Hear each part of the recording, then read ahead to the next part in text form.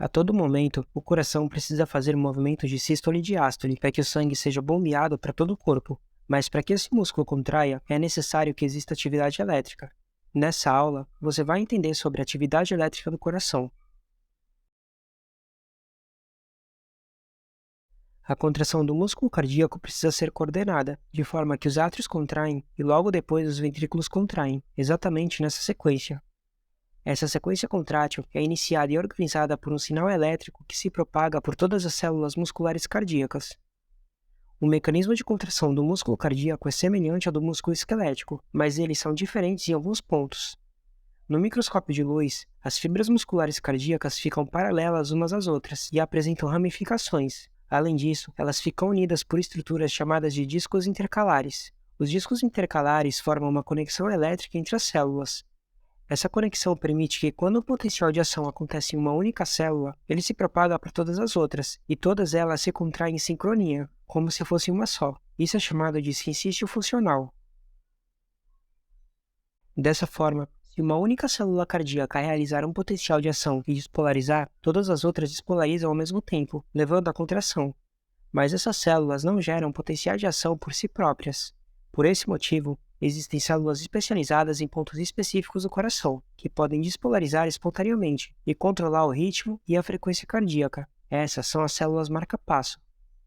Na parede do átrio direito, onde a veia cava e desemboca, existe o nó sinoatrial.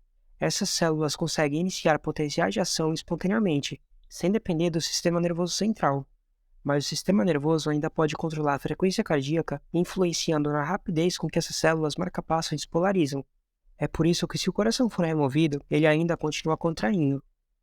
Nesse sistema, ainda existem outras estruturas localizadas entre os átrios e ventrículos, o nó atrioventricular e o feixe de His. O feixe de His ainda emite dois ramos, o direito e o esquerdo, que terminam nas fibras de Purkinje.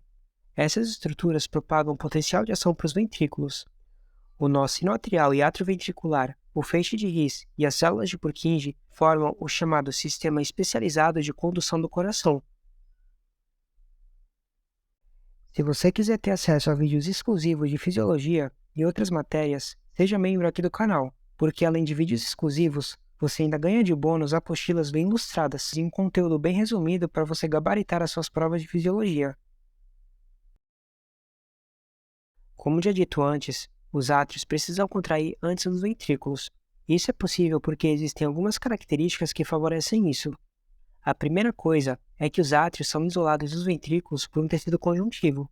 Isso faz com que a despolarização atrial não seja propagada para o ventrículo, já que o tecido conjuntivo não tem a capacidade de propagação. A única maneira que existe do potencial elétrico chegar aos ventrículos é através do nó atrioventricular e do feixe de His. A segunda característica é que o nó atrioventricular tem a capacidade de conduzir o potencial de ação lentamente. Os ramos do feixe de His possuem uma condução extremamente rápida.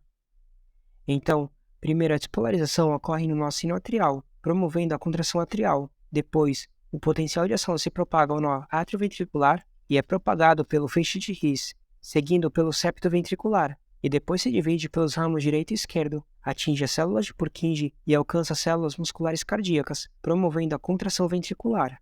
O interessante é que essa configuração do feixe de His faz com que o impulso chegue primeiro ao ápice do ventrículo, estimulando a contração de baixo para cima, para que o sangue seja expulso em direção aos grandes vasos.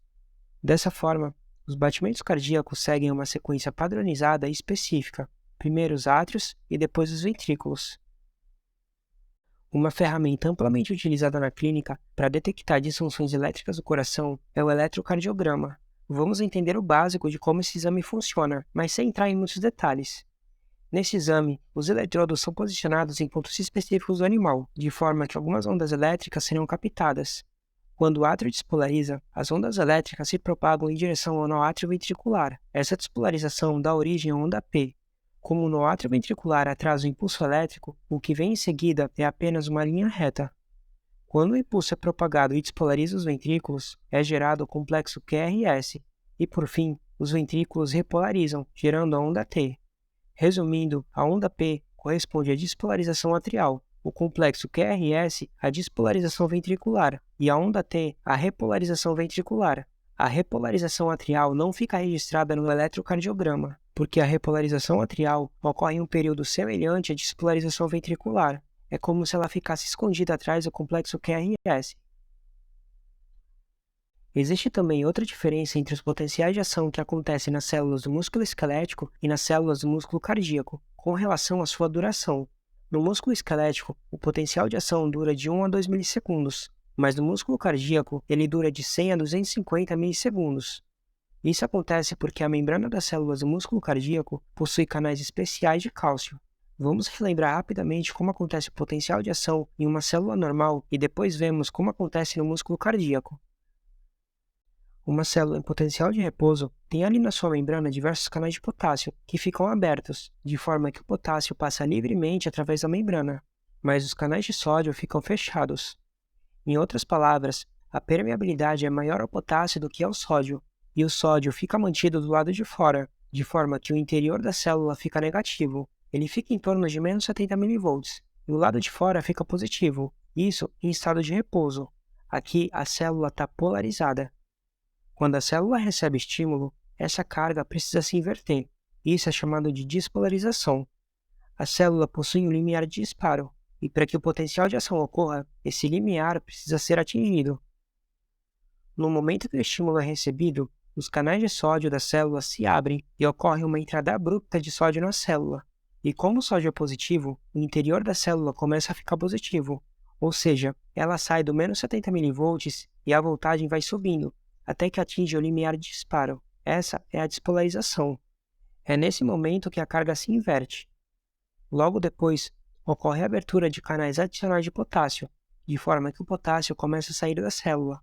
O potássio é positivo, a voltagem da célula começa a cair e ocorre a repolarização.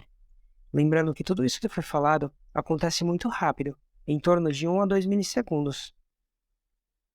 Nas células musculares cardíacas, todo esse processo é muito parecido. Também precisa entrar sódio na célula para ela ficar positiva, chegar ao limiar de disparo e despolarizar. Mas o que difere é que nas células do coração existem canais de cálcio adicionais, que ficam ali fechados e não permite que o cálcio entre na célula no potencial de repouso. Esses são chamados de canais lentos de cálcio.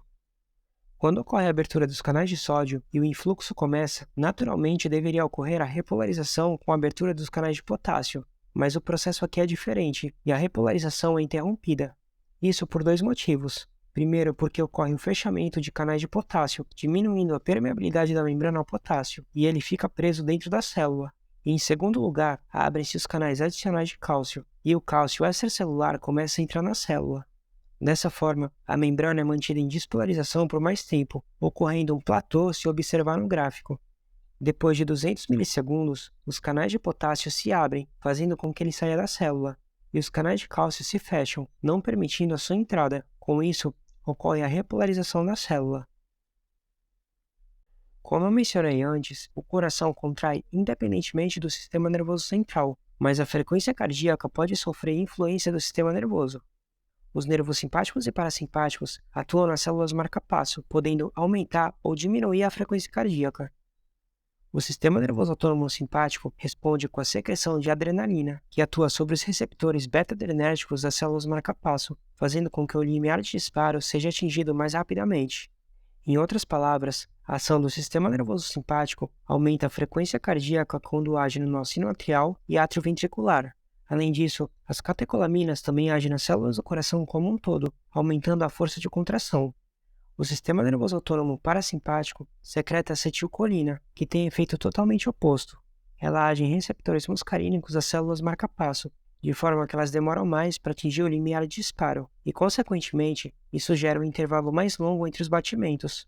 Ou seja, o sistema nervoso autônomo parasimpático diminui a frequência cardíaca por agir no nó sinoatrial e átrio ventricular, mas, diferentemente do simpático, a sua ação fica restrita a essas duas estruturas e às células dos átrios. O seu efeito sobre as células ventriculares é mais fraco. Essa aula vai ficar por aqui. Até a próxima. Valeu!